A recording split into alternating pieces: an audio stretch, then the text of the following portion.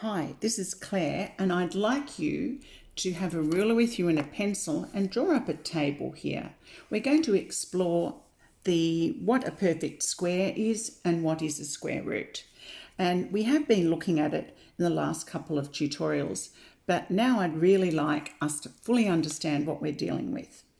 So on your first column, could you call that squares? On your second column, could you call that square roots? So let's write this out. For a start off, we'll write 1 squared, then 2 squared, 3 squared, 4 squared, 5 squared, 6 squared. Let's start off with 2 squared. 2 squared equals 2 times 2. 2 times 2 is 4. That's pretty straightforward.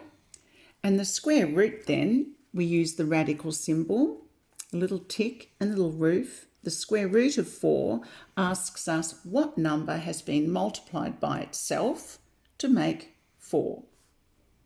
So as we can clearly see here, 2 times 2 is 4, so the answer is 2. Let's go back to 1 now. 1 is always a bit tricky. It's got some special properties that other numbers don't have.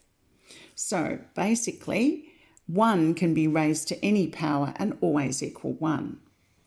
So 1 times 1 is 1 squared, and 1 times 1 is 1. So 1 times 1 times 1 times 1. Doesn't matter how many times you multiply 1 by itself, it's always going to be 1. So the square root of 1 is 1. So that's why I did that one second, because it is a little bit tricky. These are all straightforward. 3 squared is 3 times 3 equals 9. So the square root of 9 must be 3. Can you see these operations undo each other?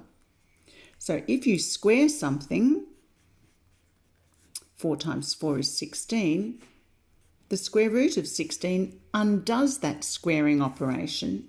So it's 4. So we say that the square and the square root are inverse operations of each other, and we use that in algebra, like we have been using it when solving the Pythagoras Theorem. So 5 times 5 equals 25, and the square root of 25 is 5. And we'll do one more. 6 times 6 equals 36, so the square root of 36 equals 6. So make sure you've copied those down and you understand them.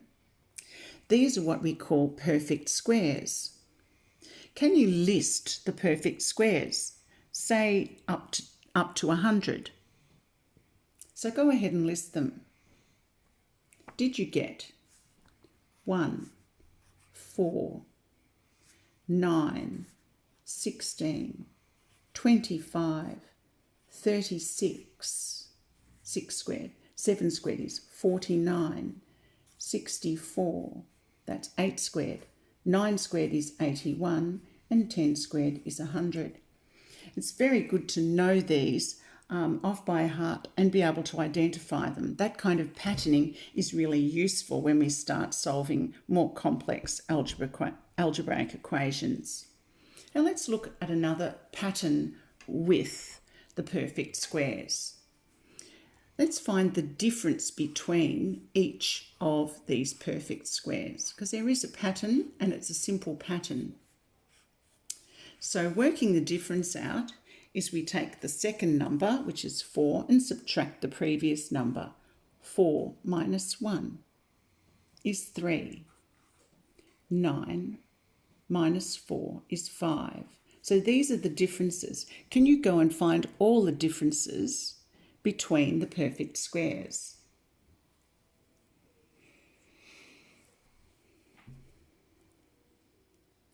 So the next one, 16 take 9 is 7. 25 take 16 is 9. Can you see a pattern emerging? What do you think the next one will be? We're going 3, 5, 7, 9. What's the differences between the differences? 5 minus 3 is 2. 7 minus 5 is 2. So here you have a constant difference. So that basically means that you'd simply need to add 2 to find the subsequent numbers. Also, these numbers are all the odd numbers: 3, 5, 7, 9, 11, 13, 15, 17, 19. It's a very easy pattern, isn't it? I wonder why that's the case. Well, it has a very simple, practical reason why that works. If we start off with 1 squared, and this is, just say, 1 square unit, because you can see the length and the height are 1 unit long. So that's 1 square unit. To make it into 2 by 2, which is 4 square units, you need to add an L-shaped pattern. See that L-shaped pattern? And that's made up with 3 more square units. So 1 plus 3 is 4. To create the next one, you'll add on another L-shaped pattern piece to create 9, which is 3 by 3. And if you divide that into squares, you've added 1, 2, 3, 4, 5 to create 9. So each time you're adding on an L-shaped pattern.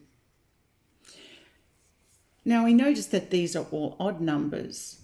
So to create the next number, we're going to add 7 small square units, which is 1 lot of 6 here, one lot of 3 here, 1 lot of 3 here to make 6, and 1 in the corner.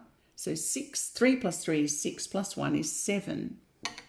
To make the next one, you're going to add on 4 here, 4 here, which is 8, plus 1 in the corner, which will make it an odd number, and you get 9. So that's why you get all odd numbers, because you're adding 2 times the previous length plus 1. So there's a heck of a lot of patterns just in dealing with squares and square roots. Thank you for listening, and make sure you have a copy of your square numbers. See how far you can write your square numbers. Can you write the perfect squares all the way to 20 squared? Can you write the square numbers 5 squared, 10 squared, 15 squared, 25, 20 squared, 25 squared, and find the pattern in those numbers? Because there's lots of patterns even in square numbers. See you in the next tutorial.